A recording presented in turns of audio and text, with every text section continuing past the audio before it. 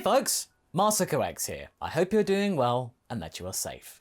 I just wanted to say that. Thank you for choosing to spend your time with us here on this channel. And that the end of the year for you is as happy as possible. Because we Dragon Ball fans, we've been pretty happy as of late. Yes, it's that time of the year again. Well, I mean, okay, it's close enough to an end really, but even though we still, as of the time of writing this script, do not have anything concrete as to the next Dragon Ball animated series, or even that supposed web series that's been doing the rounds. Watch this video age like sour milk if we do get an announcement. That 2022 was a very quiet year for Dragon Ball, despite there being a movie.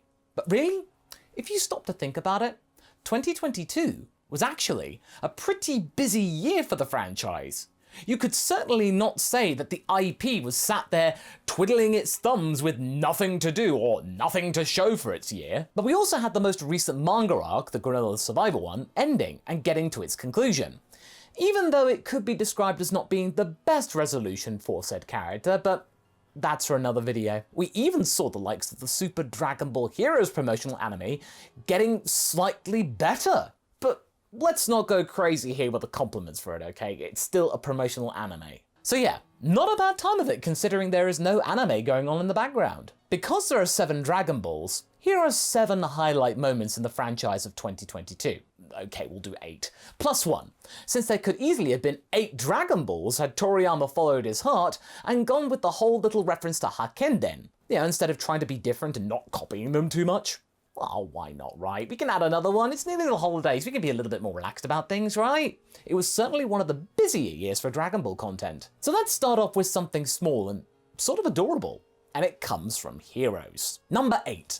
The internet goes crazy over Yamcha and Vidro and Piccolo and Janet. This isn't going to be the first time Heroes crops up in this chart, since I am just that hyped about its resurgence into relevancy and its story actually being good, mostly. It's been a while since something happened to our favourite desert bandit too, and we have committed quite a few videos recently as to him and his predicament. Most recent one up top, by the way. So we were understandably surprised that it was the likes of Super Dragon Ball Heroes, of all things, that just came along and gave him an admirer in the form of a glass person, a badass warrior named Vidro. That's her name, by the way, who belongs to the main antagonistic faction of the current Ultra God Mission saga called the Warriors in Black. Yeah, the Black Cowls aren't the most original of things going, but hey, okay, at least we know they're baddies. It's a clear-cut sign of a bad guy. And you know what? People really went crazy for it. They went along with it, really rooting for the Wolf Boy. And don't think this is all baseless or anything, or purely for gags. It all comes from Yamcha willingly wanting to spare Vidro from certain death or elimination from the little contest that's going on, since she wasn't the one who had the MacGuffin that our heroes were looking for. Thanks to Yamcha, she was spared. And that act of mercy was enough to get through to Vidro, probably not really getting that much level of affection or respect before, and she took a shining to him. Like how glass shines. That makes me happy. Not the pun, but the coupling. And why this pairing seems to be a little bit more official, 2022 also gave us an unexpected fan shipping scenario between Piccolo and Janet, who remains unnamed in the original Japanese dub, by the way. That's Pan's kindergarten teacher. And also the best representation of an African-American character in Dragon Ball ever. Congratulations, Toriyama, it took you 40 years, but you did it. As for the pairing though, it's kind of adorable. Even though we aren't sure ourselves if Piccolo would even be interested in having a relationship with a human being, but hey, I mean, it doesn't really matter, it's harmless enough, right? And it is also cute to see. And we wonder whether the anime staff from Japan will realise how popular the character has become in the West, surprisingly, and maybe, you know, act upon it, roll into the fan love. But they probably won't though. The Japanese side aren't that concerned with overseas folks and whims. This Janet craze only really became a thing because of Mr. Sabat, how he decided to have a little fun with the translation. Whether Toei sees the funny side of it or not, it remains to be seen. Hopefully Sabat doesn't get wrapped on the knuckles for it. Number 7, Aeos is kind of interesting. The best villain of Heroes, perhaps? Yep, back again with the hero stuff. Who would have thought that this time last year? While technically Aeos debuted at the end of last year, in 2022, we got to learn more about them and what their deal is. It turns out, you see, that they, Aeos, were Cronoa's predecessor in terms of being the supreme Kai of Time. So we're even getting some extended Xenoverse lore spreading into the consciousness of heroes, whose goal was basically to prune the alternate timelines and create a true history and a true timeline. There are some similarities here to Zamasu's Zero Mortal Plan, as well as Zeno's wish to create just one universe because he's lazy, pruning others, either through a tournament of power or through something else, but Aeos gives it their own spin, and ups the ante far greater than the others. Why bother with just settling with universes when you can purge entire timelines? That is right up there with Kang and Thanos, really, ambitious to say the least. As they don't outright hate mortals, in fact she actually finds Yamcha sort of endearing and quite entertaining, just like Cell. But instead they rather try to determine the luck factor of timelines by hosting a tournament to try and throw some jeopardy in there. They still are pretty cold towards them on a grander scale though, but it's nowhere near Zamasu levels of obsession and ruthlessness. You can actually have a rational conversation with her perhaps? Also, Aeos does all this because of a strong belief that they are keeping the timelines balanced by doing this, eliminating all the peripheral ones. Just like a certain purple alien from a popular Western comic book movie universe. Also, they were not only Cronoa's mentor, but also Mekikabura's mentor as well, which makes them a pretty ancient and dangerous being for all factions. Again, not bad for a hero's villain. Number 6. Dragonball The Breakers releases. Despite us meaning to play more of this game, this little trinket took us all by surprise, in a good way. This game is such a small little gem, going away from what you usually get from a Dragon Ball title. It's nice to have another title which isn't just a fighting game, in which you have to work together as underdogs to beat the overpowered enemy.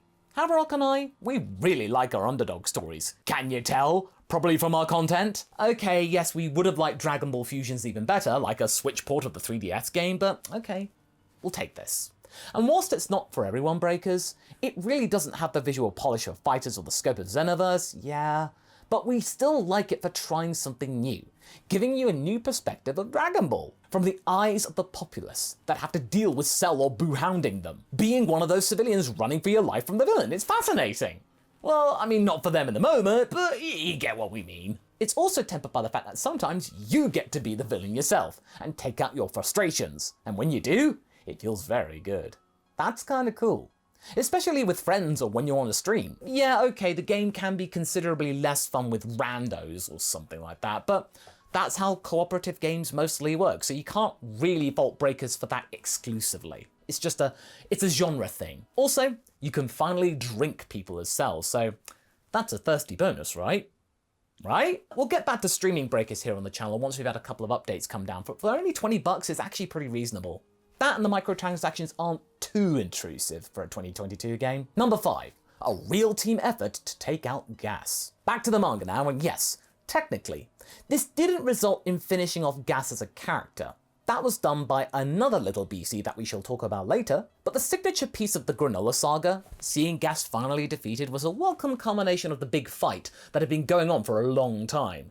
Gas transformed in this saga quite a lot, but the degradation of his psyche was still compelling reading.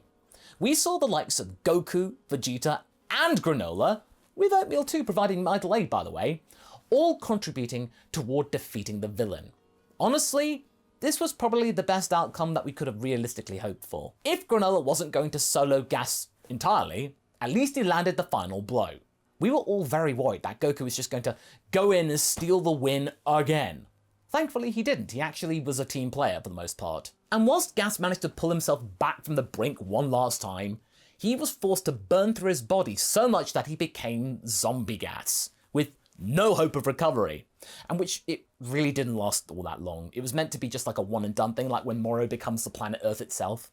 But it will certainly have been burnt into our minds, that's for sure, it's pretty metal. The best thing about all of this is that the two Saiyans and the Cerulean had to work together against terrible odds to win. Goku wasn't the one to save the day, and Granola finally realised that not all Saiyans were bad, after spending most of the arc lambasting them. All of them. But yes, there was a different character that hijacked the saga, but you know who we're talking about here, and he is also on the list. But before that, number 4, Piccolo's back, baby, and can also carry his own movies. And Gohan's. If anyone had any doubts that after so many years, whether or not Piccolo Jr. could still carry a movie as the protag, superheroes should be big enough testimony forever to suggest that Big Green is just as good, if not better, at being a protagonist for a movie, they're neither Goku or Vegeta. It turns out that Namekian had all the facets of carrying a narrative all along, and showed us that had he not taken the initiative after his fight with Gamma 2 and decided to investigate himself,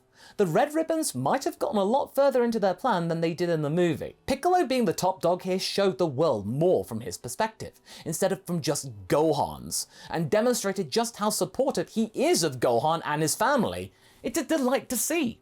And also how he saved Gohan and Vidal's marriage by getting Gohan to actually step up. More thoughts about that up top. Also, it's nice to see that he hasn't lost his edge over all of these years, and that he is willing to give his student and friend a very harsh lesson. Not pulling any punches, no sugarcoating, just that means he can unleash his true potential. Albeit for the nth time, but it's always nice to see. We wish other characters would get a similar treatment to Piccolo, but you know what? We're happy with what we got. That and Trunks and Goten are finally taller and older. Hey! In fact, you know what? Number 3, Goten and Trunks finally get to flex. Goten and Trunks now most likely will have the chance to carry a story that isn't the Potofu arc.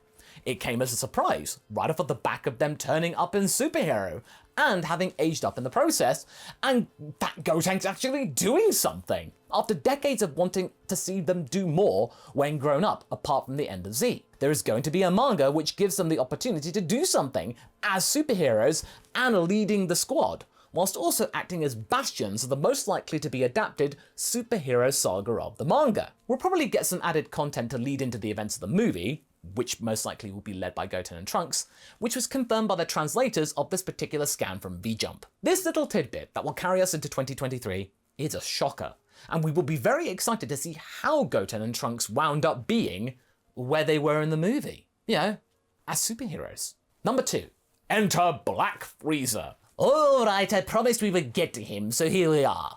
I mean, you guys knew this would be here anyway. Frieza just rolls into the story, provides a conclusion by killing the villains in effectively one hit, shows everyone how badass he got in the interim, and just leaves. Simple, right? Even though this is admittedly a hijacking of the saga, we must admit that we greatly enjoyed this as a Frieza moment. It could be also interpreted, our thoughts, as being double standard, since we've talked about many times on the channel that we don't want Goku hijacking stories, but we're okay with Frieza. But this being Frieza, and it being so unexpected, and the manner that he did it, we can't help but comment on it, showing that there are still places where you can take this character Frieza, and that he still can be a genuine threat after all this time. We are very glad that the showrunners actually stuck to their guns with keeping Frieza around for the Tournament of Power and beyond. It's provided a wealth of content for the Tyrant. Sure, we pushed back at it when we first discovered that Frieza was going to be in the Tournament of Power saga, but you know what?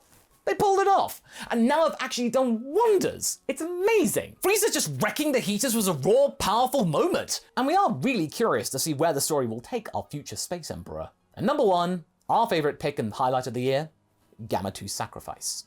Now, this may have come across as being unexpected for you, but to us, Gamma 2 was the star of the year. He was the superhero, don't at me. Not only was it one of the best visual moments of the movie, not only had it an amazing musical score to back it up, but it was one of the very few sacrifices in Dragonball that sticks. This shot alone justifies to us that the CG style that Toei went with for this movie can land. It's getting better, folks. It still needs work, but it's a vast improvement from what we got in Resurrection F just 7 years ago. It's more than passable. In this short moment, Gamma 2 decided to give up his existence for a chance in defeating Cell Max, fulfilling his dreams of becoming a true superhero. But since he's an android, and he knew this, dead is dead, just like with 16. Sure, you can rebuild Gamma 2's body, but the personality inside of it? Gonzo. And seeing how full of life and how whimsical this character was throughout the movie, it really does hit not only his twin Gamma 1, and of course Dr. Hedo, but also us, the viewers. 16's sacrifice was poignant, and you could easily say that Gamma 2 pulled the Force Awakens in just mirroring something that happened in the past with 16, but come on, I don't care. This moment really made me feel sad. Really. And while Superhero had many great moments with characters that we already knew, arguably the biggest success for this title was to make us care for the new cast, much like how we instantly cared for Beerus and Whis when they first showed up. Rest in peace, number 2. You did good. And that's it, our list for 2022. But what's your list? Leave your comments below, and we shall see you in the next video. Catch you later!